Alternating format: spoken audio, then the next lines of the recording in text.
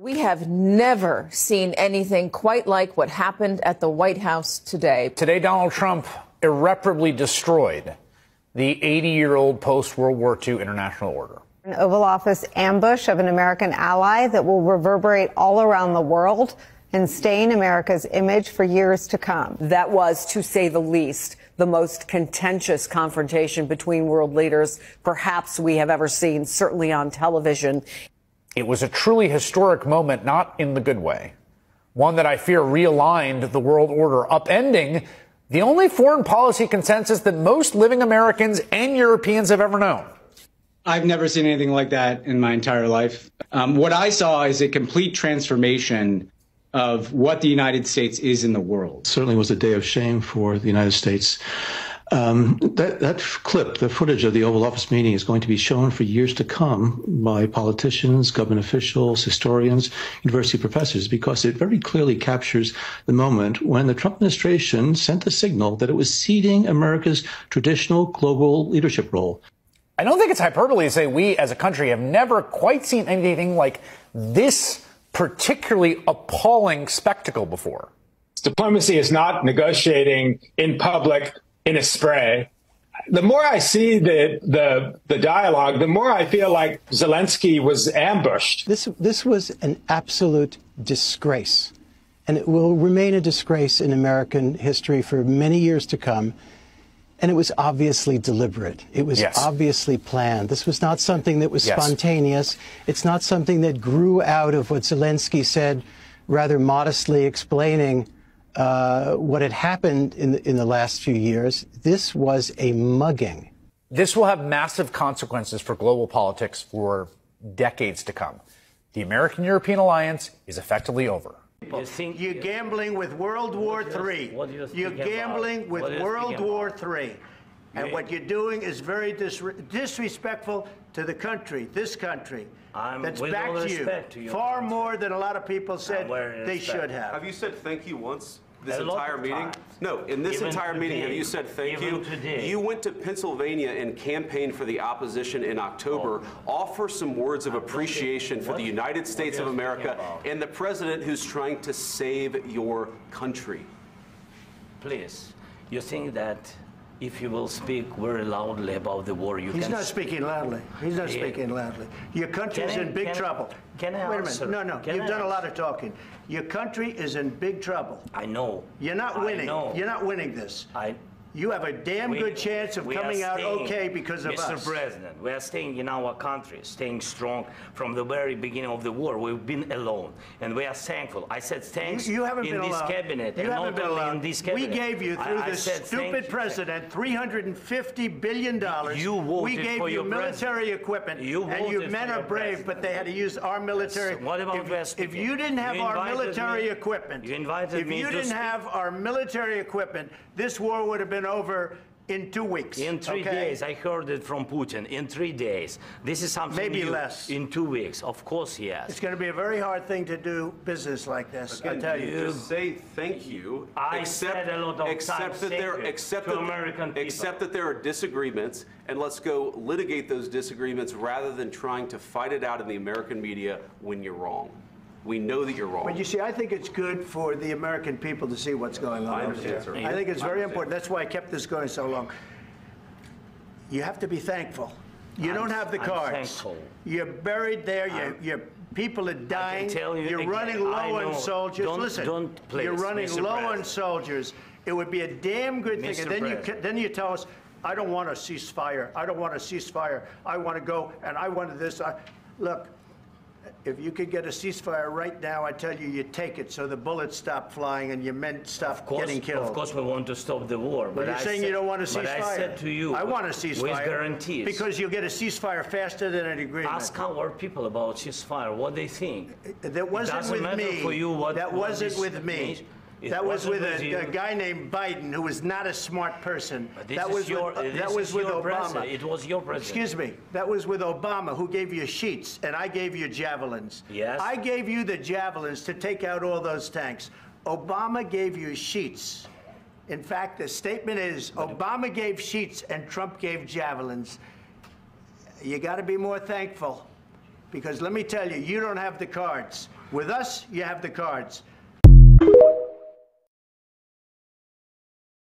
Why don't you wear a suit? You're at the highest, why don't you wear a suit? You're at the highest level in this country's office, and you refuse to wear a suit. Just want to see if you, do you own a suit? Yeah, problems. A lot of Americans have problems with you not Really? respecting the dignity of this office. I will wear a costume after this war will finish. Okay. Yes, maybe one. Maybe something like this. Something like yours, yes. That'd be great. Maybe something better, I don't know. Yeah. We will see. Maybe something cheaper than, yeah. And I do like your clothing, by the way. Yeah, really? Even though I think he's a great guy, by the way. But I don't know if you two like each other, but you know what? I think he's dressed. I think he's dressed I like this guy. I don't know. I think he's dressed beautifully. So I have more serious things than answer on such questions. I will answer on more serious questions if I can. Yeah. So. Good morning, Africans. Good evening and good afternoon, depending on where you are. I hope you are doing fine where you are. So it's such a beautiful day in Nairobi today, and I'm told that the situations in the United States of America are in the White House, or let me say the Oval House. Things are really heating up, you know, between our guy, our man, our gentleman, Mr. Trump. Trump 2.0 just had a hot debate. He had a hot debate with the president of Ukraine, Vladimir Zelensky. For long, Biden has been a good friend to President Zelensky. They've had a good relationship. America has been supporting Zelensky in bombarding Russia, you know. Without America, Russia, maybe Ukraine would not have invaded Russia the way it did, you know.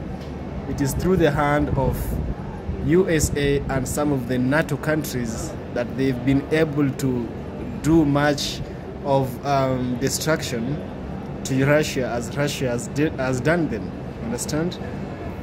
And so he is invited into White House. President Zelensky is invited into White House, and he sits, he comes and he sits, and he makes very tough demands for Trump. He tells him this and that, tells him I want this and I want that, and he's forgetting he's in USA, in the White House. He's forgetting he is in the Oval House and making demands, you know.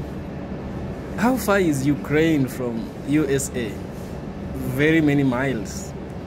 Miles, yes. Such a long distance to travel these two countries.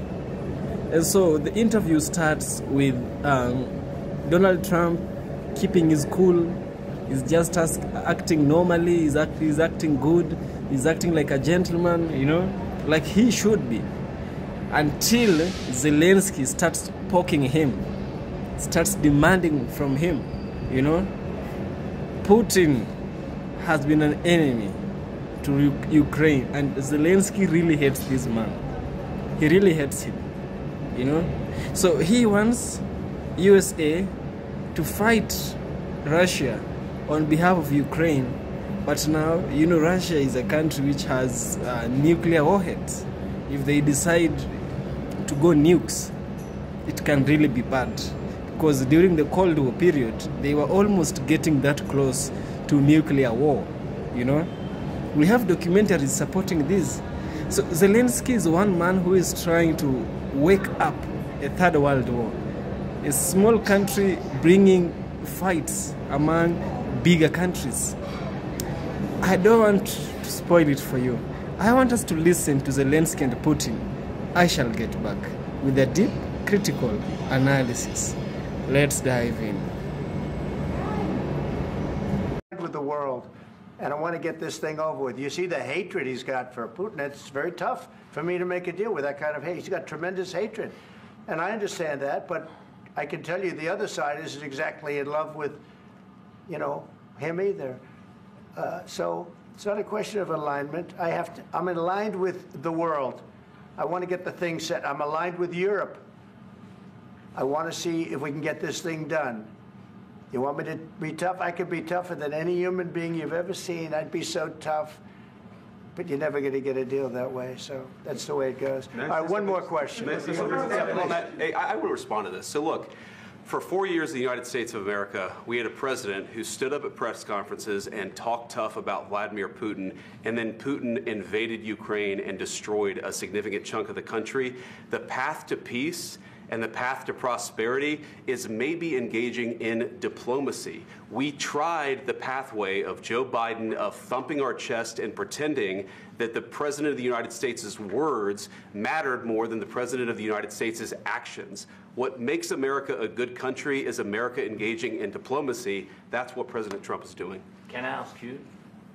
Sure. Yeah? Yeah. Okay.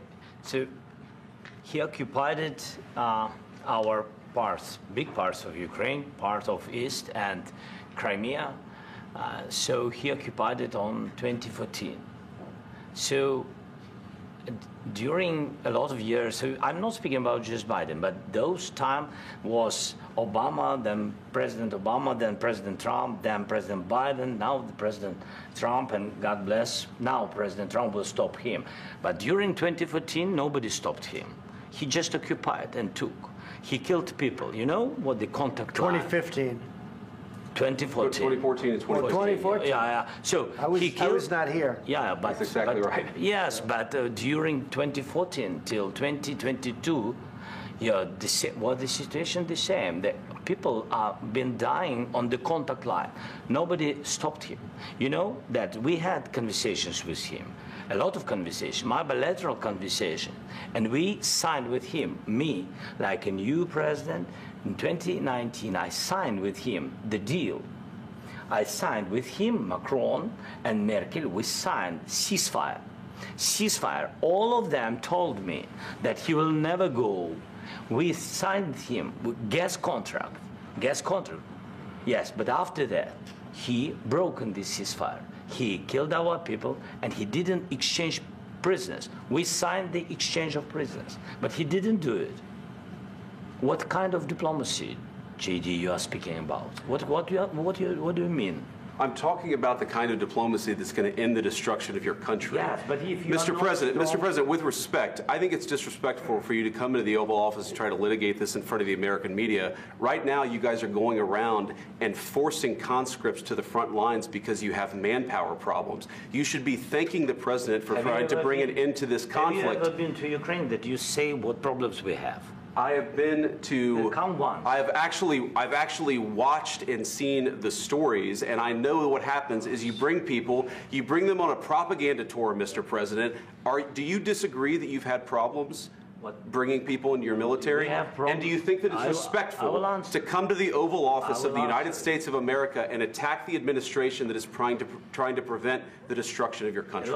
A lot of questions. Let's start from the beginning. Sure. First of all, during the war, everybody has problems, even you, but you have nice ocean and don't feel now, but you will feel it in the future.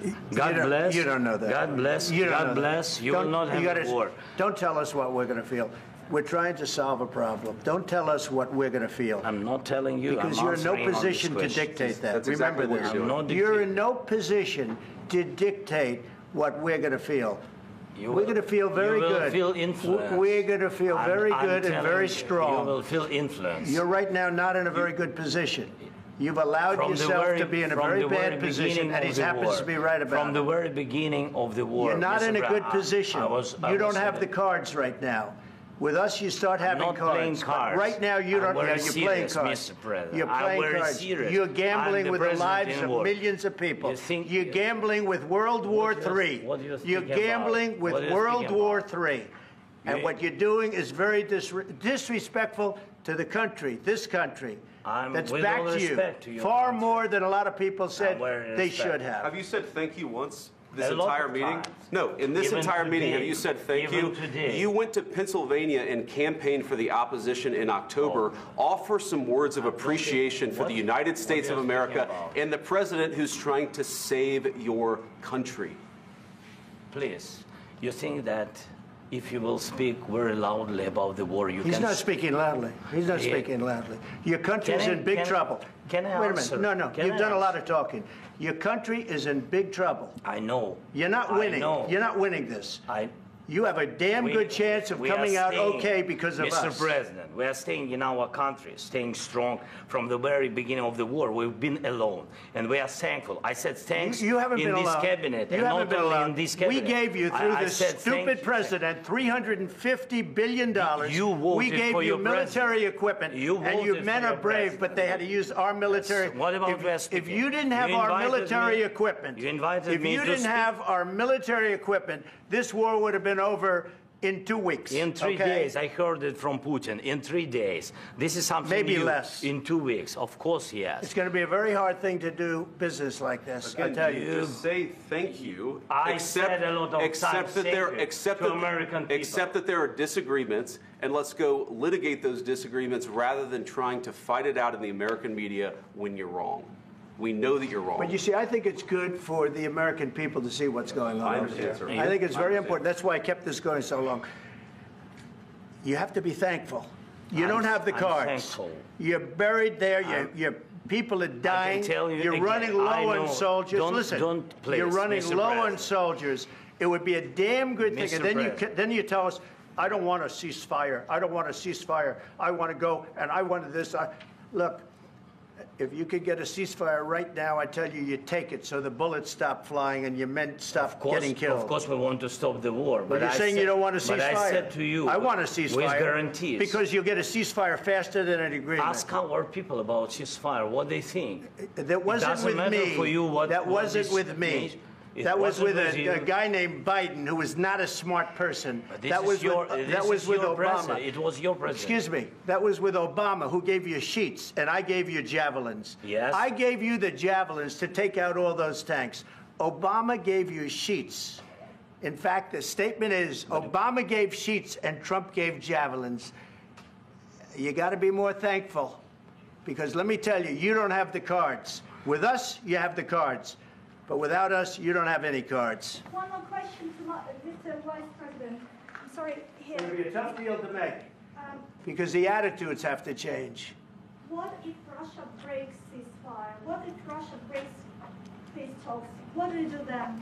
I understand that it's a heated conversation right now. What are you saying? She's asking, what if Russia breaks the ceasefire? What if anything? What if a bomb drops on your head right now? Okay? What if they broke it? I don't know. They broke it with Biden, because Biden, they didn't respect him. They didn't respect Obama. They respect me. Let me tell you, Putin went through a hell of a lot with me. He went through a phony witch hunt where they used him and Russia. Russia. You ever hear of that deal? That was a phony Hunter Biden, Joe Biden scam. Hillary Clinton, Shifty Adam Schiff. It was a Democrat scam. And he had to go through that. And he did go through it. We didn't end up in a war. And he went through it. He was accused of all that stuff. He had nothing to do with it. It came out of Hunter Biden's bathroom. It came out of Hunter Biden's bedroom. It was disgusting. And then they said, oh, the laptop from hell was made by Russia, the 51 agents. The whole thing was a scam, and he had to put up with that. He was being accused of all that stuff. All I can say is this. He might have broken deals with Obama and Bush, and he might have broken them with Biden. He did, maybe. Maybe he didn't. I don't know what happened. But he didn't break them with me. He wants to make a deal. I don't know if you can make a deal. The problem is, I've empowered you to be a tough guy. And I don't think you'd be a tough guy without the United States. And your people are very brave. But you're either going to make a deal or we're out. And if we're out, you'll fight it out. I don't think it's going to be pretty, but you'll fight it out. But you don't have the cards. But once we sign that deal, you're in a much better position. But you're not acting at all thankful. And that's not a nice thing. I'll be honest, that's not a nice thing. All right, I think we've seen enough. What do you think? Huh? This is going to be great television, I will say that. All right. We'll see what we can do about putting it together. Thank you. Guys, let's go. Guys, come on, let's go. We'll see. I don't know. All right, guys, come on. Trump is correct. He's not correct on lots of things, but he's very correct on this. You go to the mayor of Kyiv, Klitschko, the former boxer. He himself was the one who first said that Zelensky is no better than Putin. He's basically a dictator. That's what he's saying. And what I find most egregious is the fact that Western media have painted a picture and done perfect PR for Zelensky from day one. The guy is the president. Why is he walking around doing TV shows in army fatigues as if he's the army general, as if he's out on the front line? He's not. It's all been perfect PR. Going on Vogue magazine, going around to our parliament and doing speeches where he quotes Churchill. He knows exactly what he's been doing, and the West have played into that. Trump is the only person who's going to end this war. So, after clearly watching, we can see that we have Zelensky, we have the journalist, and we have Trump. Sitting back and asking yourself, who do you think was responsible for this escalation? Because someone might say Trump had put Zelensky in such a hard position, you know, a position of ridicule, a position of criticism, a position of abuse in front of world cameras. Because this interview, if I watched it, you've probably watched it, and almost everyone in the world watched it or is going to watch it. Understand? So looking back, I can say one thing. Who visited who? Zelensky visited Trump, you know? And normally, you know, if you visit someone, you abide by their rules. You do things according to their ways, you know? You can't come there and you start making demands. I want this, I want that, and if you don't do this, I won't do that. No. You know, if you kind of do that, you place the individual in a position of defensiveness, you know? Trump was acting defensively from the things Zelensky was saying, you know? And also, if you look back, there are many ways you can look at this. First, Trump is older than Zelensky. Trump is almost the same age as Putin, or maybe the same age group, you know? That's the first way of looking at it. The second way, the United States of America's economy is way bigger than that of Ukraine. Third, if it were not for USA, as Trump has said, Ukraine could stand no chance with Russia.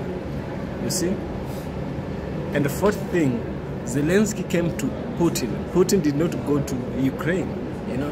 So he had to humble himself. And we don't need to say, we don't need to give an example. We don't need to explain this further. These are just unwritten laws which we were born and we found them, you know?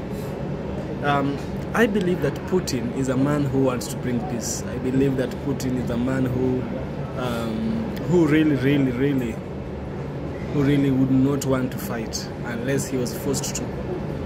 And also, if we look at the side of Trump, Trump is a man, he knows that these two countries, Russia and Ukraine, are not really the best of friends out there. But he decides not to choose any side. He decides to stand with the people. He decides to stand with the innocent. We have innocent people in Russia, we have innocent people in Ukraine. Not everyone in Ukraine, or rather not everyone in Russia, is guilty. But Zelensky hates the entire Russia. He hates Putin and the entire Russia for invading his country. And you can also remember that sometimes Putin has a reason for doing this, even though he puts his ideas are of past imperialism. You know, we had that Union of Soviet Socialist Republic where Russia was such a huge giant. It was called the Soviet Union. After the Cold World War, or during the Cold War, it broke up, and now many countries were formed, and Russia remained being the biggest of all these. Ukraine was also part of this USSR, so it was once a part of Russia. And that's why Putin is always doing what he's doing to that country. He believes that is his lost son. Just like you can try and find your lost coin in the grass, is what Putin is doing, you know. So someone else can't come and you can't say, I want you to go and fight so-and-so because he's invading me. No, it's your problem. As long as there's no innocent people being affected, we don't need to get into your problem, and you don't need to get to my place and you make demands. That is the point here. I believe Trump had made a very, very, very, very, very nice, he made a nice argument. He's been wrong in many things. Trump has been wrong in very, very many. I did not agree with him in many things. But in this particular one, Donald Trump, I agree with him. Yep. Just because Zelensky is an enemy of Putin does not make Trump an enemy as well. Yeah. This is EFK Original Documentaries. If you like what I do, subscribe. I will surely appreciate. And see you in the next one.